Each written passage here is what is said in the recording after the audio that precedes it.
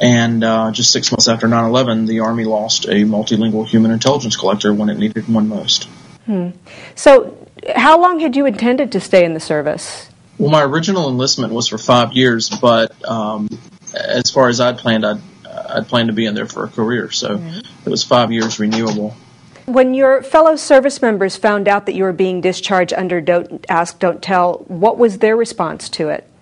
Well, for the most part, nobody had a problem with finding out the fact that I was gay. That tends to correspond to the typical response these days in the 21st century military. Generally, nobody has a problem with it, but obviously the law's there, and commanders are forced to follow the law. So, although I was outed by one particular service member, the rest of them had no problem with the fact that I was gay. The command was forced to follow the law because it is a law that is incumbent upon them to follow, whether members of the unit have a problem with it or not, unfortunately. Right. Now, you have an organization called Service Members United. Tell us a little bit about that and what are its goals? Well, Service Members United has become the largest organization of gay and lesbian troops and vets or straight allies. It's an organization that does educational and advocacy work related to raising awareness about the Don't Ask, Don't Tell policy, about the plight of gay and lesbian service members, and it's dedicated to doing work to try to repeal the Don't Ask, Don't Tell policy. We do a lot of grassroots work around the country. We do a lot of public events. We do a lot of media events, and we also do a significant amount of lobbying and political work here in Washington, D.C. Okay. And Ben, I know you've also managed to kind of channel some of your frustrations into being very active. Tell us about DoD Fed Globe. Oh, yeah, the DoD Fed Globe organization basically was just formed here.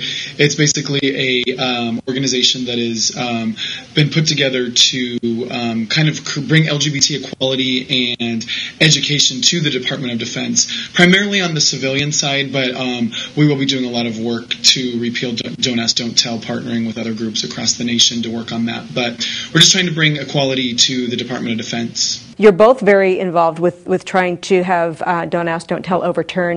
Where do we currently stand on your efforts? Since the Obama administration came into office, we've actually seen significant progress, at least in getting the issue addressed. That's been from the interest group community side of it, getting it into the media, and the administration and Congress sort of responding. But given the fact that the repeal of Don't Ask, Don't Tell was a major campaign promise of the Obama administration, we do expect a significant progress in this administration, potentially within the next year. There was some hope for the issue to be addressed this year in 2009. A lot of people sort of see that boat as having sailed now that the summer defense authorization process has already gotten underway, and we weren't included in that. But I think there's significant hope that in early 2010, with the 2010 authorization process, the Don't Ask, Don't Tell will be included in the agenda items, the policy agenda items in the process for that year. If not in 2010, then certainly 2011 seems the last window for repeal before the next presidential election comes up. Do you know, Alex, what the public sentiment is about the Don't Ask, Don't Tell policy in general? The public, we know, is overwhelmingly on our side. The public's overwhelmingly in our favor. And that doesn't matter if you look at a poll of liberals or conservatives, whether it's done by Fox News or CNN or Gallup or Zogby, whether it's, even polls of conservatives and Republicans show majority support in favor of repeal of Don't Ask, Don't Tell. Mm-hmm. As far as general public support goes, the numbers are well over 70-75%. So the public's been on our side for quite a while. It's just that the politicians seem to be a little bit behind on this. Yeah. Do you think that the military is ready for an openly gay, to have openly gay service members? Well, in terms of opinion, the military, of course, is going to be a little bit behind the general public opinion because the military tends to be a little bit more conservative of an environment and of an institution.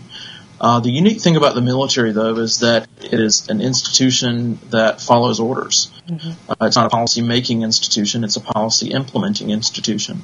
So the military is extremely well-trained to take orders that it's given by policymakers and by the commander-in-chief and follow those orders and implement those policies. So when the time comes that the order is given for Don't Ask, Don't Tell to be repealed and for a policy of open service to be implemented, the military's made absolutely clear that they intend to follow the law. Right. Okay, well, Ben, I know that some of your story has been out on the internet already in clips. Have you gotten any feedback since that's been up?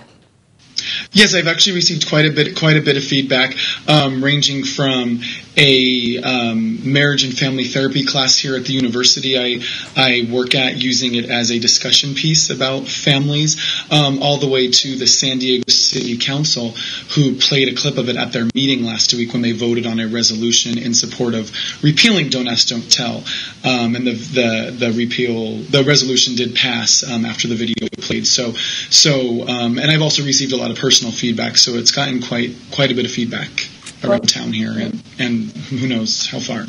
Well, that's very good to hear. Thank you for sharing your story. Ben Cartwright, Alex, thank you for your service to our country. It is appreciated. Thank you for joining us today. This story continues on our website, where you can see more of my conversation with Ben Cartwright. And remember, if you're in need of support or you know someone who is, just click on the Resources tab on our website.